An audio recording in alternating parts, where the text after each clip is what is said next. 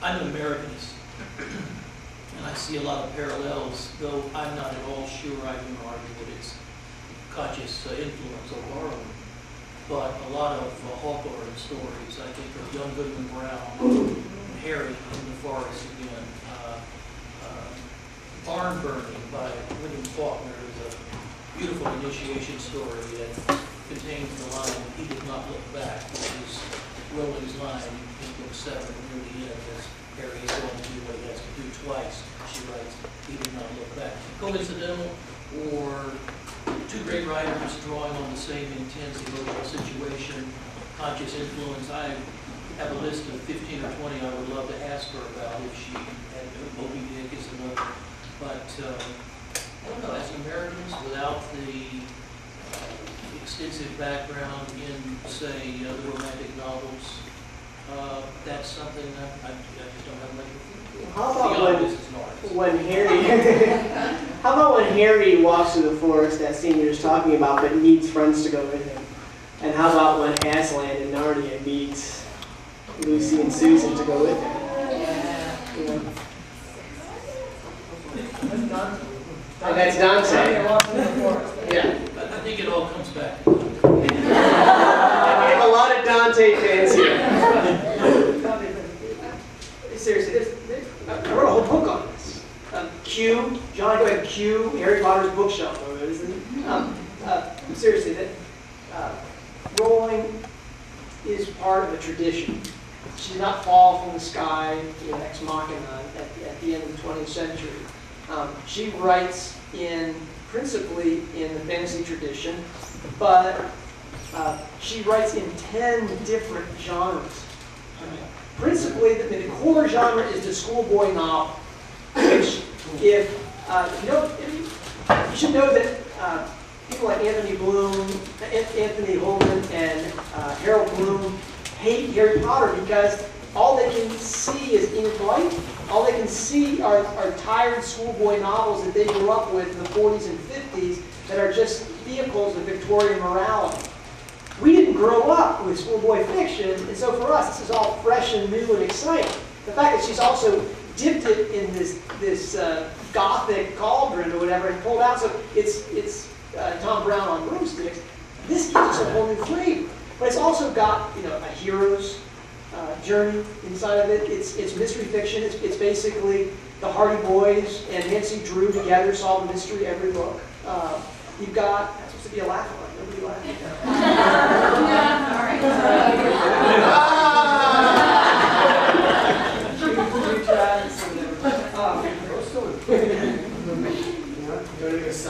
That's right, that's right. But this borrowing is so creative because it's seamless. There's a melange here of these 10 different story types. So everybody recognizes the story type they like, but it doesn't interfere with the other stories. Then there's a gothic romance in it. Fandom was driven for 3 or 4 years on the whole shipping controversy. Everybody kind of gets Don't bring that up. Well, you can't, especially if you've read Twilight. Don't bring that up. That's another extension of the fact that romance is an important part of it. It's a tradition that people respond to.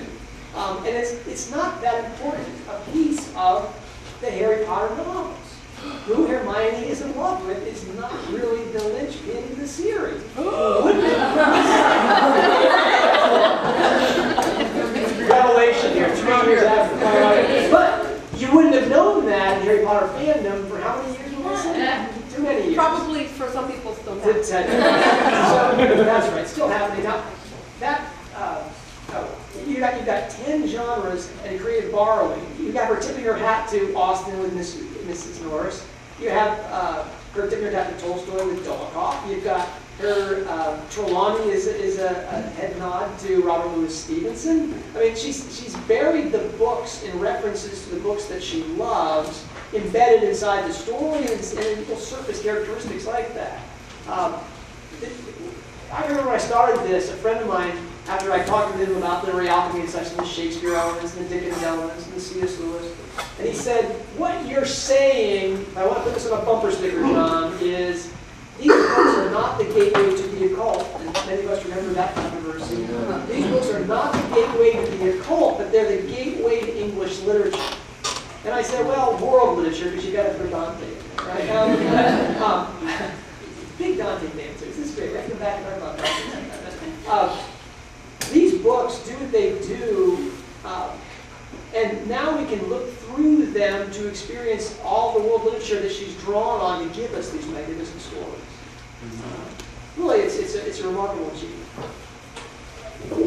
And how about the stories within the story that kind of add to different genres? My favorite being when we're going, how in the world is he going to find all of these Horcruxes in the last 10 minutes of this book? And then he sits down with Rowena Ravenclaw to hear a Gothic story.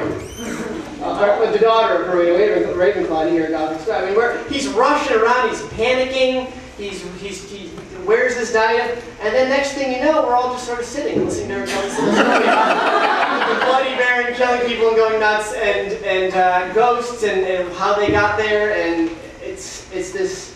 She's saying, hey, there are Gothic elements in my book. It's very important. And I'm going to explain that by pausing the whole story at the climax to tell a Gothic story. And those of us who love Gothic literature love it. And you've also, of course, you've got hat tips to Dracula, where you've got, Harry is basically Mina Harker, right? I mean, John and I both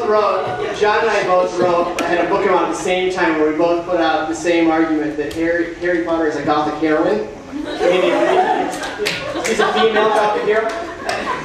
And so you got, I mean, how do they find Dracula? They find Dracula because there is a mind link between Mina Harker and Dracula. They keep tapping into that mind link to find where he is and chase him down and get him at the end. And it's because there was a ritual, a blood exchange there, you know, and you can read it as a really sexual thing, of course.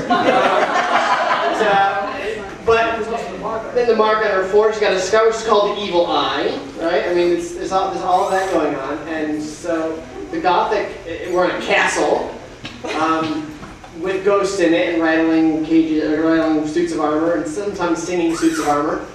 Suits of armor singing Christmas carols even. And Peter is Renfrew, of course. And what? Oh, Teddy Rose Renfrew. I've seen that. Oh, yes. It's good, yes.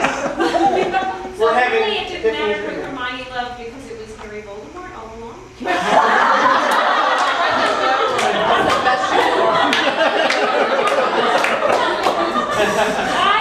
I don't know if we'll recover from that one.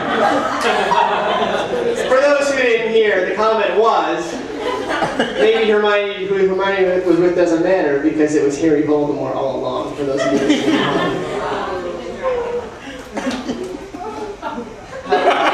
How do we recover? We better go to questions. Yeah, well, I think it's probably time for that. Do you have questions? Do you want to ask questions now?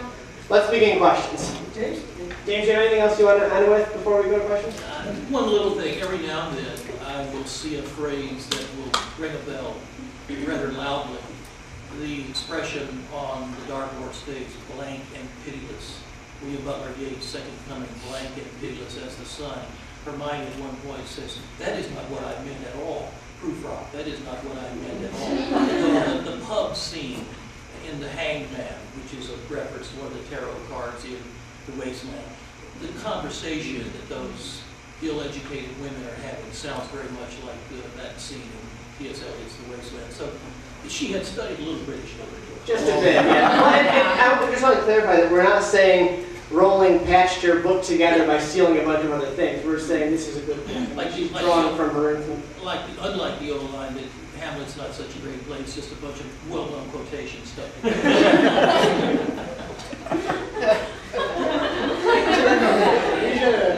Why don't we go to questions? Are we going to take them from the live stream as well, or just from the? We can. We'll read them from the Yes. left. So let's do questions in the room first, and then if you guys run out, we'll take questions from the live stream as well. So, yeah, here.